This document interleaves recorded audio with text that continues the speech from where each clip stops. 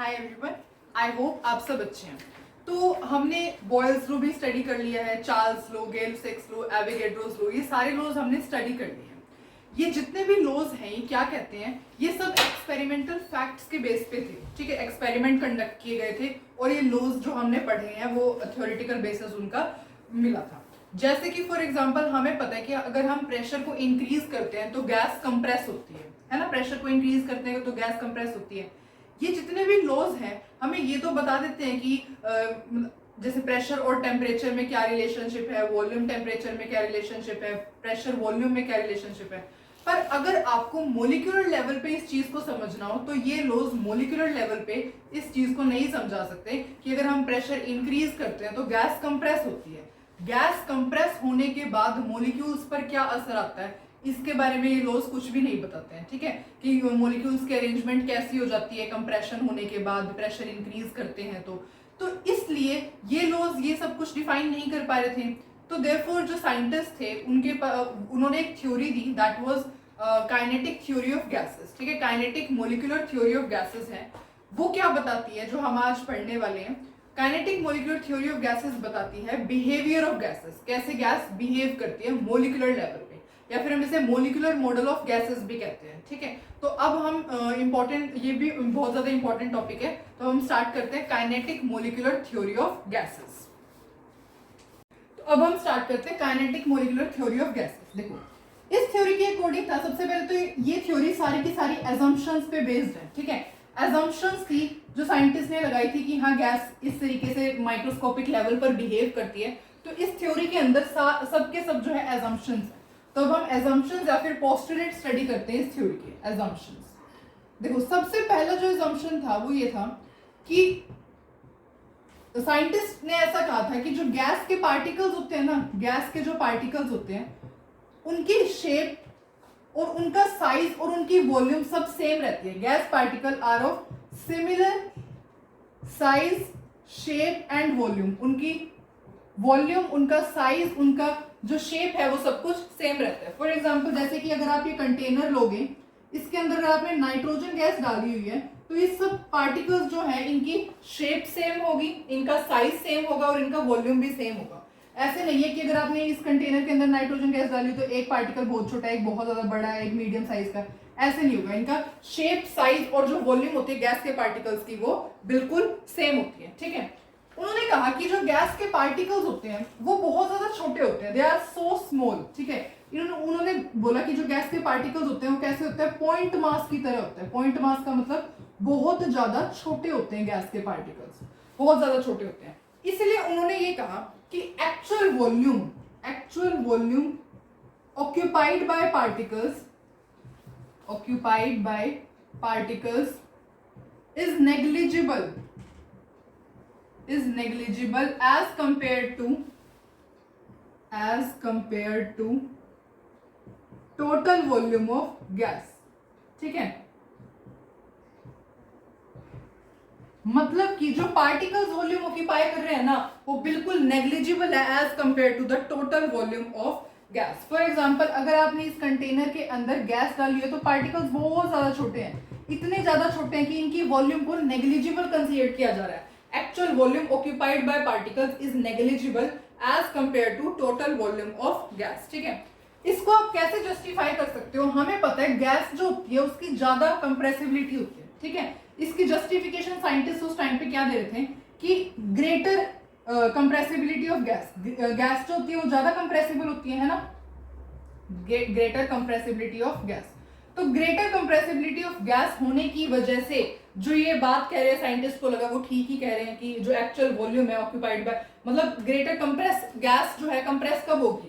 Compress कोई चीज तभी होती है जब उसके मॉलिक्यूल्स के बीच में बहुत ज्यादा स्पेस होता है। ठीक है, तो मतलब साइंटिस्ट को ऐसा लगा कि वो जो कह रहे हैं कि जो गैस के पार्टिकल्स होते हैं उनके जो वॉल्यूम ऑक्यूपाई करते हैं वो नेग्लिजिबल होता है as compare to total volume of gas. तो ये बात बिल्कुल सही है और उन्होंने जस्टिफिकेशन में ये कहा कि ग्रेटर कंप्रेसिबिलिटी ऑफ गैस होती है, दैट्स वाई ये जो हम कह रहे हैं ये बिल्कुल सही है। बाद में इसमें मॉडिफिकेशन आए थे पर वो इस थ्योरी का पार्ट नहीं है। ठीक है, तो फर्स्ट एजम्पशन आई थिंक आपको समझ में आ गया। अब हम सेकंड एजम्पशन पे मूव करते हैं। सेकंड है, उन्होंने कहा, साइंटिस्ट ने कहा कि जो कोई फोर्स ऑफ अट्रैक्शन नहीं होता, between particles, no force of attraction या फिर repulsion, force of repulsion between particles, no force of attraction और no force of repulsion between particles, particles के बीच में कोई फोर्स ऑफ अट्रैक्शन या रिपल्शन नहीं प्रेजेंट होता, ठीक है। एट ऑर्डिनरी टेम्परेचर लिखोगे आप इस पे, at ordinary temperature and pressure, ordinary temperature पे और प्रेशर पे कोई फोर्स ऑफ अट्रैक्शन नहीं होता। अब इनके लिए जो साइंटिस्ट ने जस्टिफिकेशन दिया वो क्या था, उन्होंने कहा कि गैस एक्सपेंड करती है, गैस एक्सपेंड करती है ना, गैस की एक्सपेंशन बहुत ज्यादा होती है, तो गैस एक्सपेंड इसीलिए करती है कि उनके बीच में कोई फोर्स ऑफ अट्रैक्शन नहीं होता, क्योंकि अगर मॉलिक्यूल्स के बीच में फोर्स ऑफ अट्रैक्शन होता तो मॉलिक्यूल्स तो बहुत ज्यादा पास पास होते हैं, मतलब कि मॉलिक्यूल्स तो ऐसे होते हैं, ठीक है, पर ऐसा तो होता ही नहीं। गैस के पार्टिकल्स तो हमें पता है कैसे होते हैं, गैस के पार्टिकल्स तो बहुत ज्यादा दूर दूर होते हैं, बहुत ज्यादा दूर दूर होते हैं। इसका मतलब क्या है, गैस एक्सपेंड बहुत ज्यादा अच्छे तरीके से करती है, मतलब कि क्या है, नो फोर्स ऑफ अट्रैक्शन ना फोर्स ऑफ रिपल्शन नहीं होता between the particles of the gas at ordinary temperature and pressure. Gas को आप जिस भी कंटेनर में डालते हो वही जो है शेप ले लेती है, ठीक है, तो इस वजह से शेप तो क्या ही होती है गैस की, मतलब कि जिस कंटेनर में डालते हो उतनी ही एक्सपेंड हो जाती है, ठीक है। दैट्स वाई उन्होंने कहा कि जो हम कह रहे हैं कि फोर्स ऑफ अट्रैक्शन नहीं होता, कोई फोर्स ऑफ रिपल्शन नहीं होता, वो बिल्कुल सही बात है, ठीक है। अब हम थर्ड एजम्पशन करते हैं। थर्ड साइंटिस्ट ने कहा कि there is constant random motion, constant random motion in particles, particles के अंदर ना कांस्टेंट रैंडम मोशन होता है। मोशन का मतलब क्या, पार्टिकल्स जो है वो मूव करते हैं, पार्टिकल्स हमेशा कांस्टेंट रैंडम मोशन होता है। अब उन्होंने इसके लिए जस्टिफिकेशन ये दिया साइंटिस्ट ने, इसके लिए जस्टिफिकेशन ये था कि अगर पार्टिकल्स रेस्ट पे होते हैं, अगर सपोज पार्टिकल मूव ही ना कर रहे होते, अगर पार्टिकल ऐसे होते बिल्कुल रेस्ट पे, पार्टिकल्स अगर रेस्ट पे होते तो गैस की कोई ना कोई शेप होती है ना, गैस की कोई ना कोई शेप होती है। अगर पार्टिकल्स रेस्ट पे होते तो गैस कोई ना कोई शेप एक्वायर करती, पर हमें तो पता है कि गैस की तो कोई शेप ही नहीं होती, गैस की कोई शेप नहीं होती। दैट्स वाई क्या जो साइंटिस्ट कह रहे थे कि there is constant random motion in particles, मतलब कि वो बात सही है कि जो गैस के पार्टिकल्स होते हैं वो कांस्टेंट रैंडम इधर से उधर मूव करते रहते हैं। There is constant random motion in particles, हमेशा जो पार्टिकल्स होते हैं वो इधर से इधर मूव करते रहते हैं, ठीक है। तो ऐसे लिखोगे आप इस जस्टिफिकेशन के अंदर, if particles were at rest, if particles were at rest, gas must be having a fixed shape, but ऐसा तो होता ही नहीं, ठीक है। तो क्या है, there is constant random motion in particles, तो constant random motion in particles होता है, जिसको साइंटिस्ट ने जस्टिफाई कैसे किया कि अगर पार्टिकल्स रेस्ट पे होते तो गैस की कोई ना कोई शेप होती, पर हमें पता है गैस की शेप तो होती नहीं है। इसका मतलब क्या है, जो पार्टिकल्स है वो अपना इधर उधर से मूव करते रहते हैं। अब कैसे मूव करते हैं, डायरेक्शन क्या होती है, अब हम नेक्स्ट पोस्टुलेट के अंदर पढ़ते हैं। देखो जो नेक्स्ट पोस्टुलेट के अंदर साइंटिस्ट ने कहा कि जो पार्टिकल्स होते हैं ना, पार्टिकल्स हमेशा ट्रैवल करते हैं स्ट्रेट लाइन के अंदर, particles travel in all directions, सारी डायरेक्शंस में ट्रैवल करते हैं, पर इन अ स्ट्रेट लाइन, एक स्ट्रेट लाइन में ट्रैवल करते हैं, स्ट्रेट लाइन, ठीक है। नेक्स्ट पोस्टुलेट क्या था कि जो पार्टिकल्स होते हैं वो सारी डायरेक्शन के अंदर ट्रैवल करते हैं, पर इन अ स्ट्रेट लाइन के अंदर ही करते हैं, ठीक है। इस जो स्ट्रेट लाइन के अंदर ट्रैवल का ये होता है उसको हम क्या कहते हैं, ब्राउनियन मोशन कहते हैं। ब्राउनियन मोशन, जो मोशन स्ट्रेट लाइन के अंदर कोई भी चीज जब ट्रैवल कर रही है ना तो उसको हम क्या कहते हैं, ब्राउनियन मोशन। इसलिए साइंटिस्ट को लगा कि जो पार्टिकल्स होते हैं वो ब्राउनियन मोशन जो है वो शो करते हैं। अब अगर पार्टिकल्स, एक पार्टिकल जो है स्ट्रेट लाइन के अंदर जैसे मूव कर रहे हैं, ठीक है, ऐसे ऐसे सपोज मूव कर रहे हैं पार्टिकल्स, सारी पॉसिबल डायरेक्शन के अंदर मूव कर रहे हैं, ठीक है। तो अब ये जो पार्टिकल्स मूव कर रहे हैं ये एक दूसरे के साथ कोलाइड भी करेंगे, ये वाला पार्टिकल इससे भी भिड़ सकता है, ये वाला पार्टिकल इससे भी भिड़ सकता है, ठीक है। ये एक दूसरे के साथ कोलाइड कर सकते हैं, पार्टिकल्स तो कोलाइड कर सकते हैं। अब ये कोलाइड करते हैं, एक दूसरे के साथ पार्टिकल्स कोलाइड करते हैं, और ये जो पार्टिकल्स हैं ये कोलाइड कर सकते हैं also with the walls of the container, इनके साथ भी इनकी कोलिजन हो सकती है। ये जो पार्टिकल्स हैं, ये जो वॉल है पूरी कंटेनर की, इसके साथ भी कोलिजन हो सकती है। तो जब पार्टिकल्स, उन्होंने कहा कि जब पार्टिकल्स मूव करते हैं ना तो वो कोलाइड करते हैं एक दूसरे के साथ, ये जो पार्टिकल्स है एक दूसरे के साथ कोलाइड करते हैं और वो जो है वॉल्स ऑफ द कंटेनर के साथ भी कोलाइड करते हैं।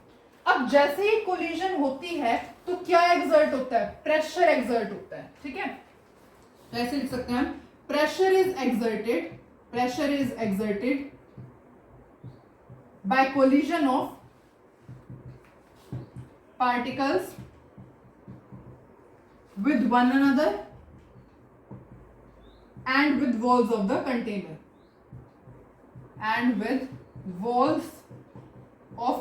कंटेनर की वॉल के साथ पार्टिकल्स कोलाइड करते हैं, एक दूसरे के साथ पार्टिकल्स कोलाइड करते हैं। कोलिजन की वजह से क्या एग्जर्ट होता है, प्रेशर एग्जर्ट होता है, ठीक है।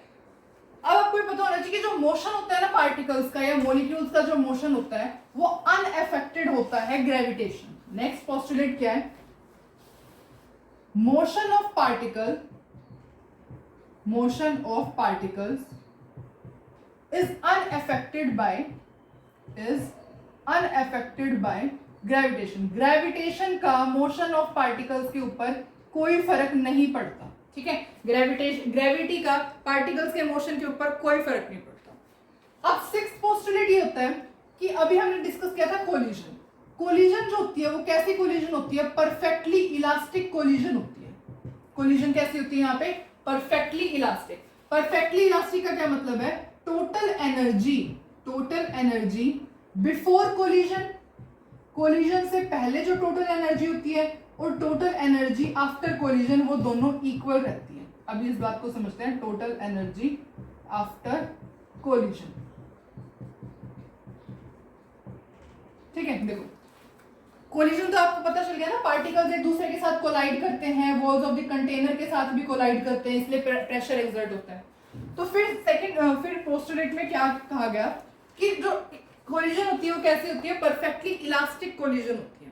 परफेक्टली इनइलास्टिक कोलिजन भी होती है, वो एक अलग मैटर है, ठीक है। पर जो इन पार्टिकल्स के अंदर कोलिजन होती है वो क्या होती है, परफेक्टली इलास्टिक कोलिजन होती है। मतलब कि टोटल एनर्जी बिफोर कोलिजन जो है वो इक्वल रहती है किसकी, टोटल एनर्जी आफ्टर कोलिजन।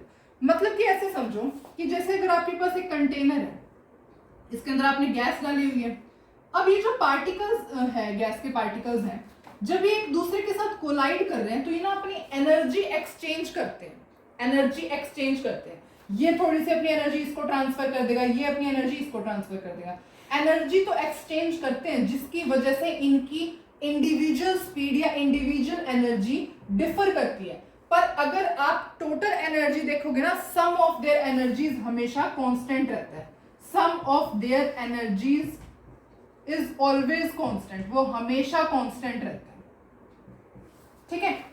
तो आपको समझना है कि कोलिजन कैसी होती है, परफेक्टली इलास्टिक कोलिजन होती है। कहने का मतलब टोटल एनर्जी बिफोर कोलिजन से पहले टोटल एनर्जी जो थी और टोटल एनर्जी आफ्टर कोलिजन वो बिल्कुल इक्वल रहती है। सम ऑफ देयर एनर्जी, किनकी एनर्जी, पार्टिकल्स की एनर्जी का जो सम होता है वो कैसा होता है, कांस्टेंट होता है।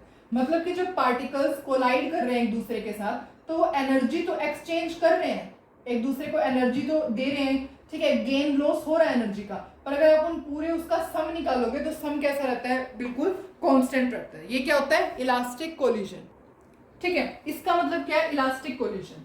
अब इसको डिफाइन करने के लिए जो साइंटिस्ट ने जस्टिफिकेशन दिया था वो ये था कि अगर कोई लॉस हुआ होता काइनेटिक एनर्जी का, अगर कोई काइनेटिक एनर्जी का लॉस हुआ होता तो पार्टिकल्स तो एक जगह पे आकर के नीचे ही बैठ जाते, सेटल डाउन हो जाते, है ना।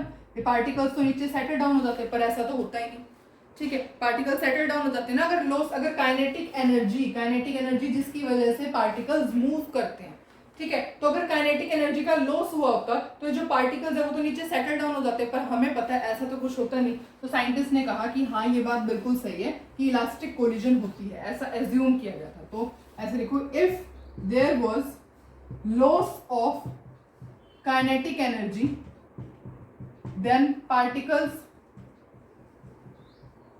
वुड हैव सेटल डाउन, पर ऐसा नहीं होता। But this does not happen.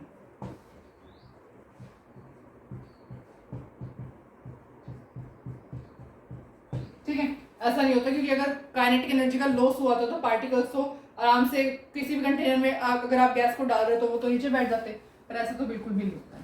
अब जो इसके नेक्स्ट पोस्टुलेट है वो इससे बिल्कुल मिलता जुलता है। वो क्या है कि जो पार्टिकल्स होते हैं उनकी डिफरेंट स्पीड होती है एंड डिफरेंट काइनेटिक एनर्जी होती है, ठीक है। At any time different particles will have different speed, different उनकी स्पीड होती है and hence different kinetic energy, ठीक है। at any time different particles की different speed होती है, therefore different kinetic energy होती है, ठीक है। अब ये assumption भी reasonable है, हमें इसको जस्टिफाई कर सकते हैं। हम कैसे जस्टिफाई कर सकते हैं इस असम्पशन को, कि हमें पता है कि अगर पार्टिकल्स एक दूसरे से कोलाइड होंगे तो स्पीड तो चेंज होगी। कोलिजन के बाद अगर पार्टिकल्स एक दूसरे से कोलाइड हो रहे हैं तो स्पीड तो उनकी चेंज ही होगी, ठीक है। तो इंडिविजुअल स्पीड तो चेंज होती है, इंडिविजुअल स्पीड जो होती है पार्टिकल्स की, जो अभी हमने डिस्कस किया, individual speed of particles change. Individual speed तो जो पार्टिकल्स की होती है वो चेंज होती है, लेकिन जो उनका डिस्ट्रीब्यूशन है ना, distribution of speed of particles with temperature, वो कैसा रहता है, कांस्टेंट रहता है। With temperature is equals to constant, वो चेंज नहीं होता, ठीक है।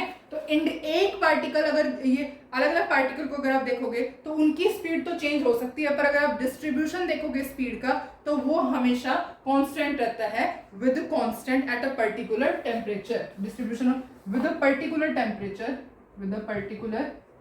वो कैसा रहता है, कांस्टेंट रहता है। विद अ पर्टिकुलर टेम्परेचर क्या रहता है, कांस्टेंट रहता है, ठीक है। अब हम लास्ट उसके ऊपर बात करते हैं, दैट इज पोस्टुलेट। इस पोस्टुलेट के अंदर क्या है, वेलोसिटी और टेम्परेचर के बीच में रिलेशन बताएगा। बस काइनेटिक मॉलिक्यूलर थ्योरी का ये लास्ट पोस्टुलेट, आई थिंक मैं नंबर भूल गई, ये पता नहीं कौन सा नंबर था, ठीक है आप देख लेना। अब ये कह रहे हैं कि अगर मॉलिक्यूल के पास, if molecule has variable speed, अगर मॉलिक्यूल के पास वेरिएबल स्पीड होती है, वेरिएबल स्पीड का मतलब स्पीड तो चेंज करती जा रही है, एक दूसरे के साथ कोलाइड कर रहे हैं, तो हैंस क्या हो रहा है, स्पीड तो चेंज हो रही है, ठीक है। इसका मतलब क्या है, उसके पास वेरिएबल काइनेटिक एनर्जी भी होनी चाहिए, then it must have variable kinetic energy, उसकी काइनेटिक एनर्जी भी वेरिएबल होनी चाहिए। तो फिर यहां से क्या आया, हमारे पास एक रिलेशन आया, ठीक है। तो इसका मतलब क्या है, हम सिर्फ और सिर्फ किसकी बात कर सकते हैं, एवरेज काइनेटिक एनर्जी की बात कर सकते हैं। यहां पे लिखो, then we can only talk about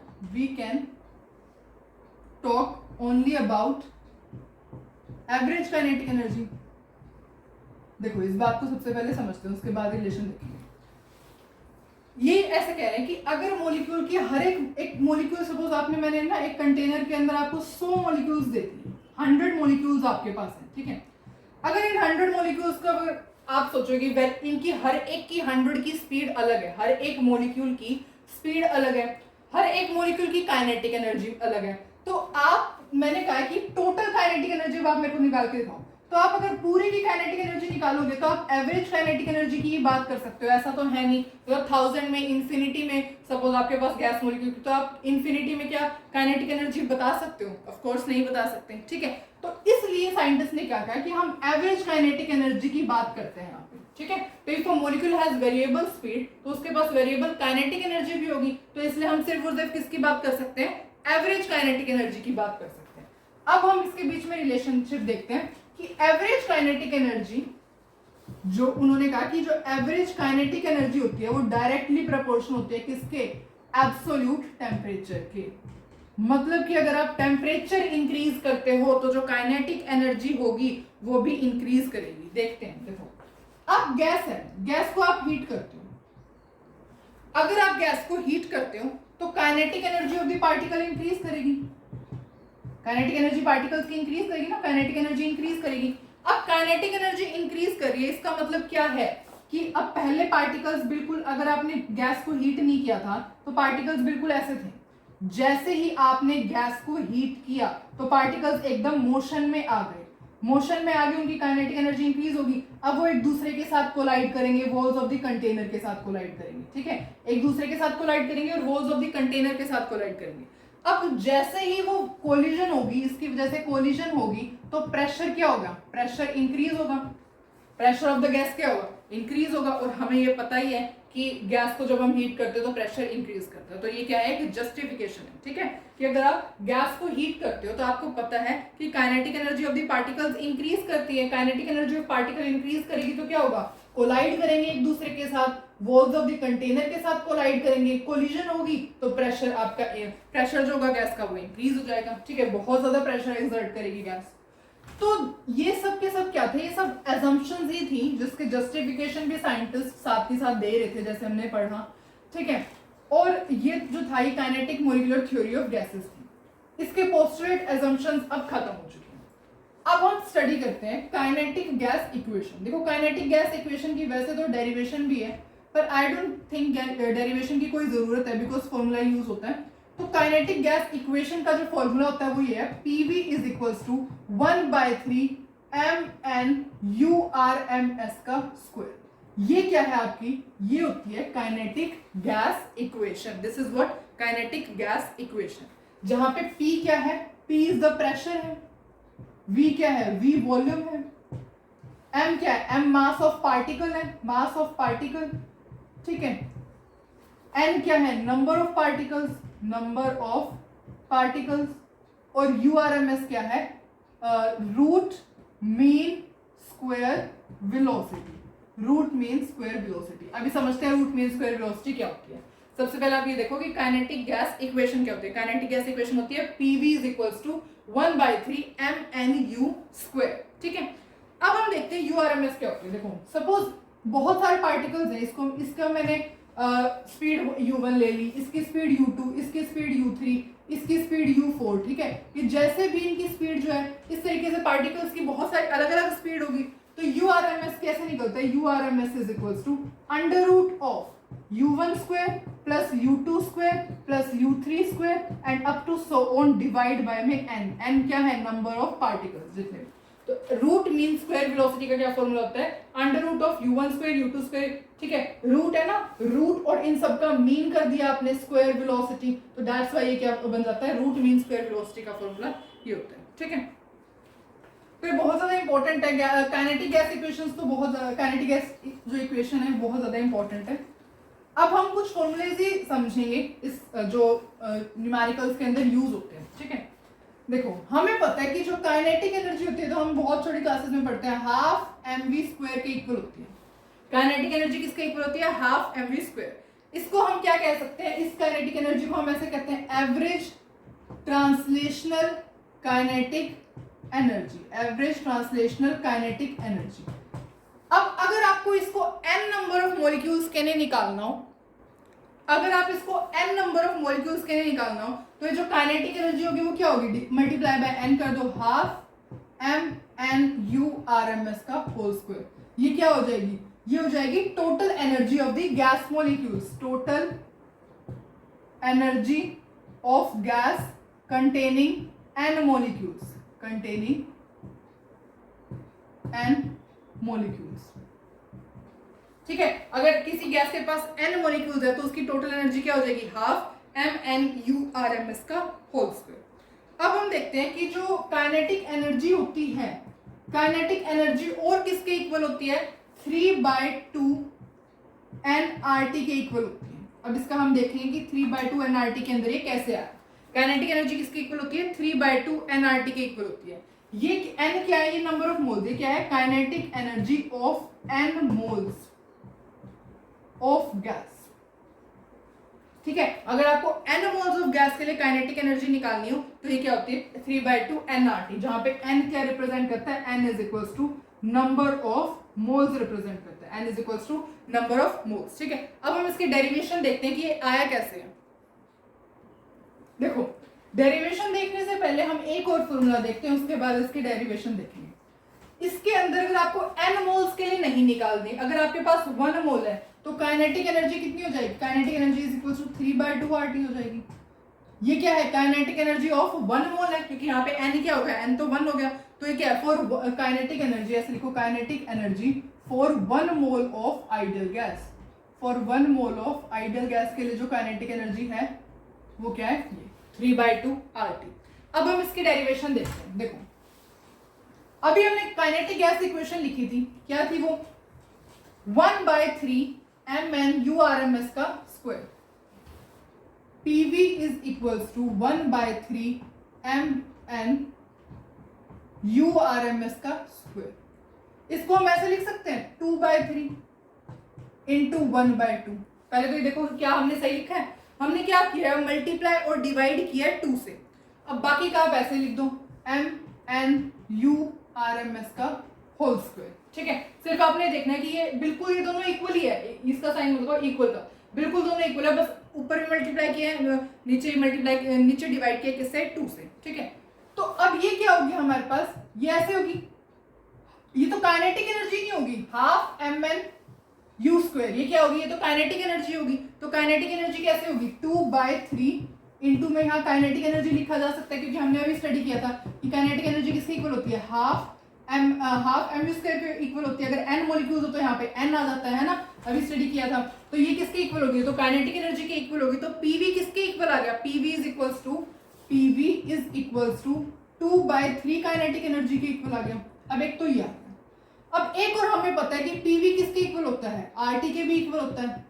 जब वैसे तो PV nRT के इक्वल होता है, पर जब 1 मोल ऑफ गैस है तो PV is equals to RT के इक्वल होता है। अब आपको क्या करना है, इक्वेट करना है, इक्वेटिंग बोथ these इक्वेशंस। तो हमारे पास क्या मिलेगा, PV इसके इक्वल है, PV इसके इक्वल है, मतलब कि क्या, RT is equals to 2/3 of kinetic energy. RT किसके इक्वल हो गया, 2/3 ऑफ काइनेटिक एनर्जी के इक्वल हो गया। इसका मतलब काइनेटिक एनर्जी किसके इक्वल होगी, 3/2 ऑफ RT के इक्वल होगी। अभी हमने ये फॉर्मूला स्टडी किया था, ये बस उसकी डेरिवेशन है कि kinetic energy is equals to 3/2 RT कैसे आती है, ठीक है। किसके लिए होता है ये, for 1 mole of ideal gas, for 1 mole of ideal gas, ठीक है। कैसे आई, PV के आपने ये लिखा, मल्टीप्लाई और डिवाइड कर दिया आपने 2 से, ठीक है। वैसे तो इसकी डेरिवेशन कोई नहीं पूछेगा, बस आपको ये लर्न होना चाहिए। ये this is the most important formula, ठीक है, बहुत ज्यादा इंपॉर्टेंट फॉर्मूला ये। न्यूमेरिकल अभी हम इसके सॉल्व करेंगे, ठीक है।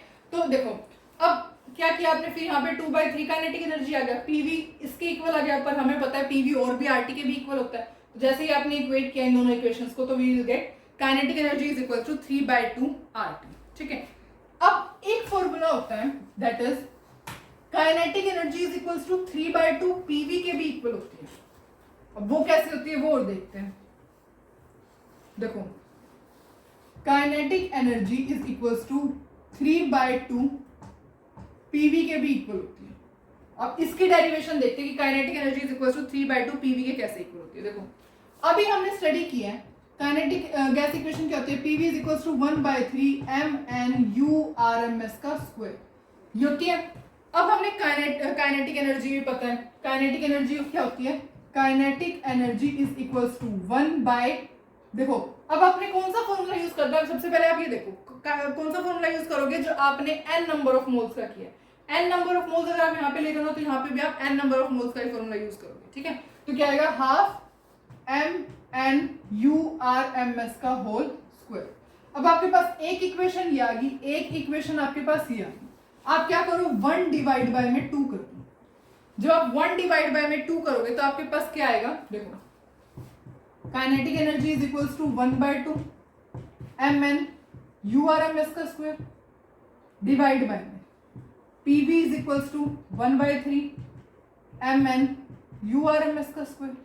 अब mn URMS का स्क्वायर तो कट ही गया, कैंसिल ही हो गया तो, ठीक है। तो क्या बचा अब यहाँ पे बचा ke इज इक्वल्स टू 1/2, के इज इक्वल्स टू, मैं यहां से रब कर देती हूँ, ठीक है।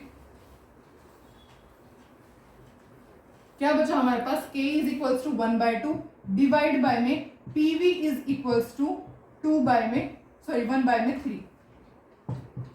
अब आपके पास ये बचा है, के इज इक्वल्स टू 1/2 और PV इज इक्वल्स टू 1/3। जब आप इसको सॉल्व करोगे तो आपके पास आंसर क्या आएगा, K E is equals to 3/2 PV.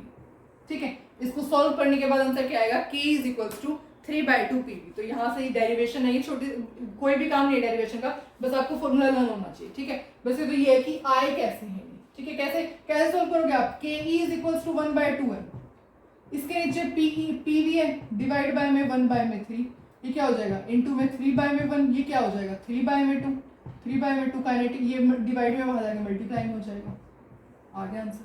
ठीक है, इस तरीके से आप इसको सॉल्व करोगे और यहां से आपके पास K E is equals to 3/2 PV में आ जाता है। अब ये जितने भी फॉर्मूलेज हमने डिस्कस किए हैं बहुत छोटे से ही हैं, शायद 7 से 8 फॉर्मूलेज होंगे। ठीक है, आपको सबसे पहले तो लर्न होने चाहिए। अब कुछ और फॉर्मूले भी, 1-2 फॉर्मूले और रहते हैं, वो स्टडी करते हैं। देखो, एवरेज काइनेटिक एनर्जी अगर आपको निकालनी हो, एवरेज काइनेटिक एनर्जी अगर आपको निकालनी हो फॉर वन मॉलिक्यूल, तो वो किसके इक्वल होती है। अब थोड़ा दिमाग लगाओ, एवरेज काइनेटिक एनर्जी के लिए हम क्या करेंगे। देखो, हमने अभी स्टडी किया है कि ये किसके इक्वल होती है, 3/2 RT के इक्वल होती है। अगर वन मॉलिक्यूल के लिए निकालनी है तो हम अगर इसको Na से डिवाइड कर देते हैं तो ये वन मॉलिक्यूल के लिए नहीं आ जाएगी। Na क्या होता है, Na हमें पता है, एवोगैड्रोस नंबर 6.022 × 10⁻23 मॉलिक्यूल्स कह लो, पार्टिकल्स कह लो, एटम्स कह लो, कुछ भी कह लो यहाँ पे तो। ठीक है, तो Na किसके इक्वल होता है, 6.022 × 10⁻23। अब जो ये होता है ना R डिवाइड बाय में Na, R डिवाइड बाय में Na क्या होता है, R की वैल्यू 8.314 जूल पर केल्विन पर मोल, डिवाइड बाय में Na क्या होता है 6.022 × 10⁻23, ऐसे कुछ भी। ठीक है, अब यहाँ पे अगर आप इसको डिवाइड करोगे तो आपके पास आंसर क्या आएगा, 1.38 × 10⁻23। ये क्या होता है, इसे हम क्या कहते हैं, -23। ठीक है, -23, इसे हम क्या कहते हैं, बोल्ट्जमैन कांस्टेंट। क्या कहते हैं, बोल्ट्जमैन कांस्टेंट। कैसे रिप्रेजेंट करते हैं बोल्ट्जमैन कांस्टेंट को, रिप्रेजेंटेड बाय के, स्मॉल के से रिप्रेजेंट करते हैं। ठीक है, अगर आपको एवरेज काइनेटिक एनर्जी निकालनी हो वन मॉलिक्यूल के लिए तो आप कैसे निकालोगे, 3/2 RT डिवाइड बाय Na।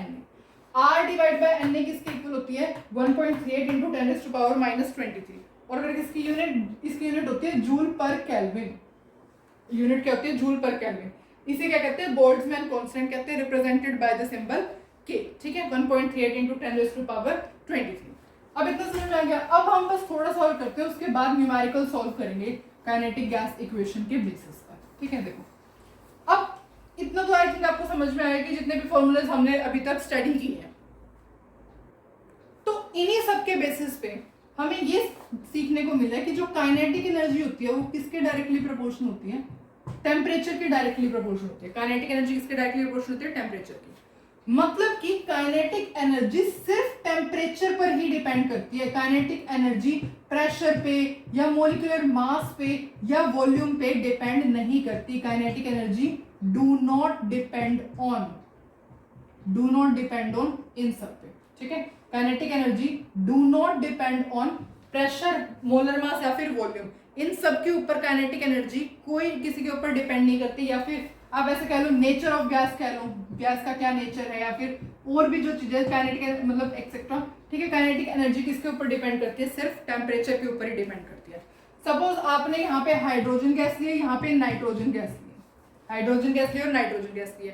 अब इनके अंदर आपने क्या किया है, आपने टेम्परेचर सेम है, इसका टेम्परेचर भी T और इसका टेम्परेचर भी T है, तो इसकी जो एवरेज काइनेटिक एनर्जी होगी ना वो किसके इक्वल होगी, इसकी एवरेज काइनेटिक एनर्जी के इक्वल होगी। कहने का मतलब ये है। ठीक है, अगर आपने दो गैस लिया, उन दोनों का टेम्परेचर सेम है तो इसकी काइनेटिक एनर्जी उस वाले की काइनेटिक एनर्जी के बिल्कुल सेम होगी। ठीक है, इसका मतलब क्या है, अब देखो ये पूरा होगा कि काइनेटिक एनर्जी जो होती है वो सिर्फ टेम्परेचर पर डिपेंडेंट होती है। बहुत ज्यादा इंपॉर्टेंट कंक्लूजन है जो हमने जितने भी फॉर्मूले स्टडी किए हैं उन सब के बेसिस पे। ठीक है, अब एक और बात स्टडी करते हैं। देखो, kinetic energy is equals to half mn URMS का स्क्वायर। अभी हमने स्टडी किया ना, हाफ mn URMS का स्क्वायर। इसका मतलब क्या है, kinetic energy is directly proportional to URMS का स्क्वायर के इक्वल। ठीक है, एक हमने एक और स्टडी किया है, kinetic energy is equals to 3/2 RT। मतलब कि काइनेटिक एनर्जी किसके डायरेक्टली प्रोपोर्शनल है, टेम्परेचर के डायरेक्टली प्रोपोर्शनल है। ठीक है, काइनेटिक एनर्जी URMS के स्क्वायर के इक्वल और काइनेटिक एनर्जी टेम्परेचर के। देयरफॉर अब इन दोनों इक्वेशन को अगर आप इक्वेट करते हो इक्वेट करते हो, इक्वेटिंग दीज, तो वी गेट, हमें क्या मिलेगा, यू स्क्वायर किसके डायरेक्टली प्रोपोर्शनल हो जाएगा, टेम्परेचर के डायरेक्टली प्रोपोर्शनल हो जाएगा यू स्क्वायर, ठीक है। इसका मतलब क्या है, यू किसके इक्वल हो जाएगा, रूट ऑफ टी के, टी क्या है यहाँ पे, टेम्परेचर, प्रोपोर्शनैलिटी के साइन, ठीक है। यू किसके इक्वल हो जाएगा, is directly proportional to square root of the temperature. मतलब कि अगर आप टेम्परेचर, जैसे एट टेम्परेचर 0 केल्विन, अगर आपने टेम्परेचर 0 लिया हुआ है तो काइनेटिक एनर्जी भी 0 है।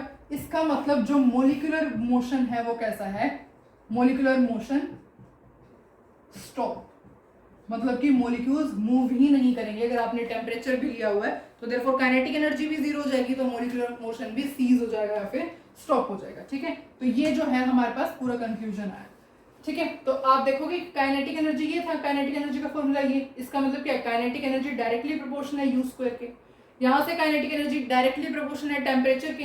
अगर आप इन दोनों इक्वेशंस को इक्वेट करते हो तो आपके पास क्या आता है, यू स्क्वायर डायरेक्टली प्रोपोर्शनल है टेम्परेचर के, मतलब क्या, U is directly proportional to square root of the temperature। मतलब कि अगर आप टेम्परेचर 0 करते हो तो काइनेटिक एनर्जी भी 0 होगी, मतलब कि मॉलिक्यूलर मोशन यहाँ पे बिल्कुल स्टॉप हो जाएगा, कोई भी मॉलिक्यूल मूव नहीं करेगा, ठीक है। मॉलिक्यूल्स का जो मोशन होगा वो बिल्कुल स्टॉप हो जाएगा, ठीक है। अब हम कुछ न्यूमेरिकल्स की बात करते हैं, ठीक है। न्यूमेरिकल स्टडी करेंगे और उसके बाद जो है काइनेटिक गैस इक्वेशन हमारी स्टॉप हो जाएगी। अब फर्स्ट न्यूमेरिकल सॉल्व करते हैं। At what temperature kinetic energy of 64 gram of oxygen will be double of kinetic energy of 20 gram of helium gas at 327 degree Celsius। मतलब कि क्या है, kinetic energy of oxygen is 2 times the kinetic energy of helium। kinetic energy of oxygen is 2 times the kinetic energy of helium, ठीक है। बस formula put करते हैं, इसका क्या होता है 3/2 nRT, इसका क्या होता है 2 इंटू में 3/2 nRT।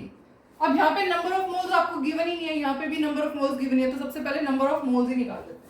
Number of moles of oxygen कैसे आएंगे, गिवन मास कितना है 64 ग्राम, मोलर मास क्या होता है 32, कितने आगे 2, तो इसके नंबर ऑफ मोल्स कितने आगे 2। अगर आप यहाँ पे number of moles of helium निकालोगे तो क्या गिवन मास कितना है आपको 20 ग्राम, डिवाइड बाय में हीलियम का मोलर मास कितना होता है 4, यहाँ से नंबर ऑफ मोल्स कितने आगे, यहाँ से 2 आगे, यहाँ से 5 आगे, तो वैल्यू पुट करते हैं 3/2 इंटू में 2 इंटू में 8.314 इंटू में टेम्परेचर, इसका तो टेम्परेचर निकालना है, इज इक्वल्स टू 2 इंटू में 3/2 इंटू में 5 इंटू में 8.314, इसका टेम्परेचर गिवन है डिग्री सेल्सियस में, पर केल्विन में कन्वर्ट करना पड़ेगा, 327 plus 273 that is equals to 600।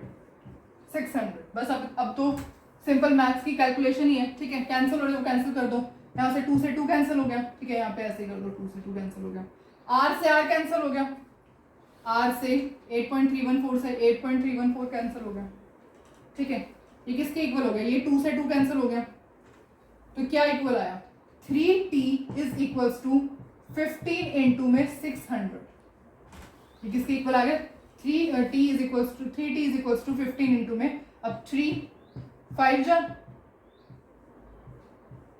मतलब टेम्परेचर क्या आ जाएगा आपके पास 3000 केल्विन। आपको टेम्परेचर ही कैलकुलेट करना था, है ना, बट टेम्परेचर ही कैलकुलेट करना था, तो इस तरीके से कुछ नहीं करना, बस आपने फॉर्मूला पुट करना है इन दोनों का और फॉर्मूले के अंदर आपने वैल्यू पुट करनी है, ठीक है। अब हम नेक्स्ट क्वेश्चन ट्राई करते हैं।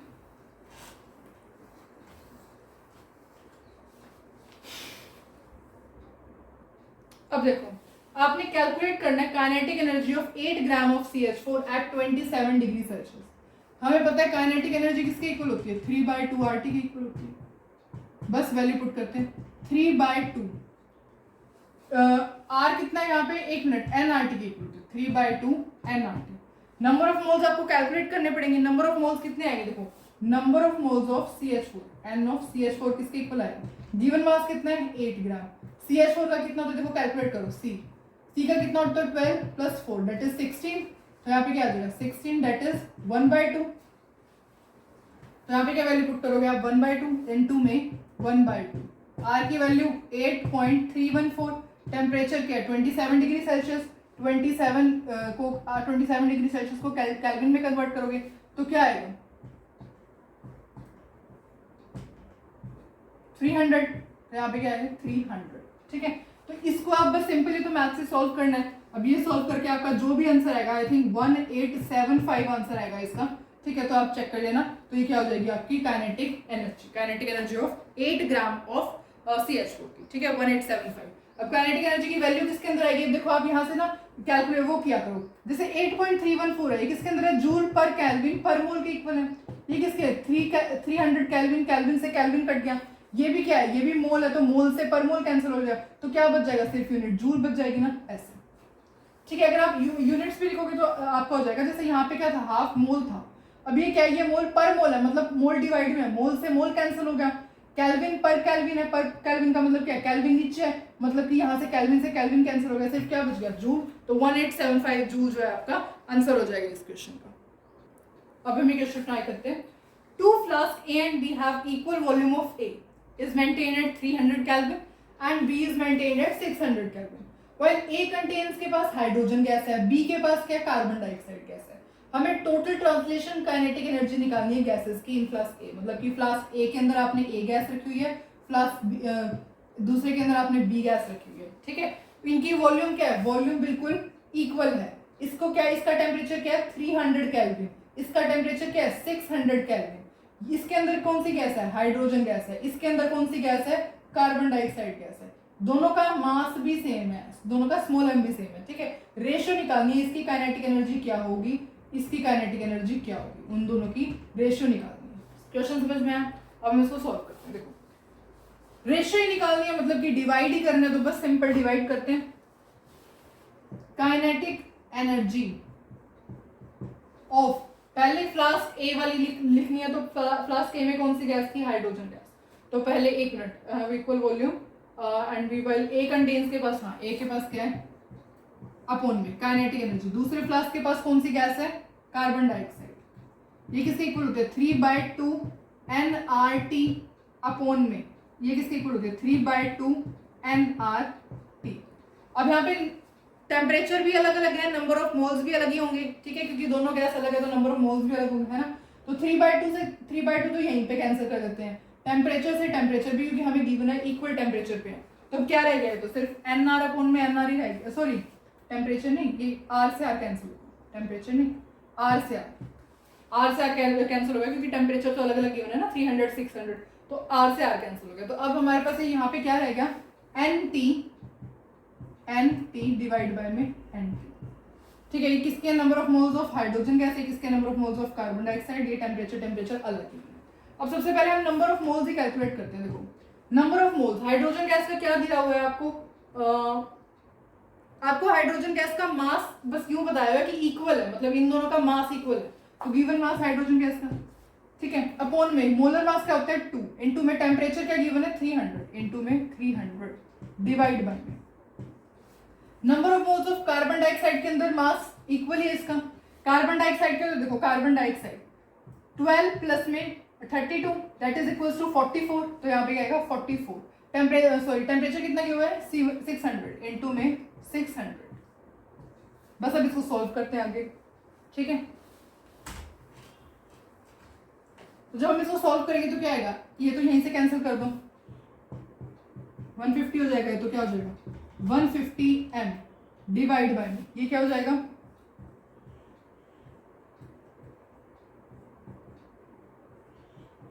150 डिवाइड बाय में, यहाँ लिखो डिवाइड बाय में 150 m अपॉन में 11। इसे सॉल्व करोगे तो क्या आएगा? 150 m इंटू में 11 डिवाइड बाय में 150 m से m कैंसिल, 150 से 150 कैंसिल, क्या आ जाएगा आंसर? 11 बाय में 1। ये क्या है? Is equals to kinetic energy of helium upon में, हीलियम है हाइड्रोजन अपॉन में kinetic energy of carbon dioxide. इनकी रेशियो क्या आ जाएगी? 11:1, ठीक है। तो ये क्या आंसर हो जाएगा आपका? 11:1। तो अब हमने जितने भी न्यूमेरिकल सॉल्व किए, 3 न्यूमेरिकल सॉल्व किए हैं वैसे तो, ठीक है। आप और भी न्यूमेरिकल्स ट्राई कर सकते हैं, अगर आपको कोई डाउट हो तो आप कमेंट सेक्शन में बता सकते हैं। आई होप आपको ये सब कुछ अच्छे से समझ में आए, ठीक है। तो मिलते हैं नेक्स्ट वीडियो के अंदर, तब तक के लिए take care and happy learning.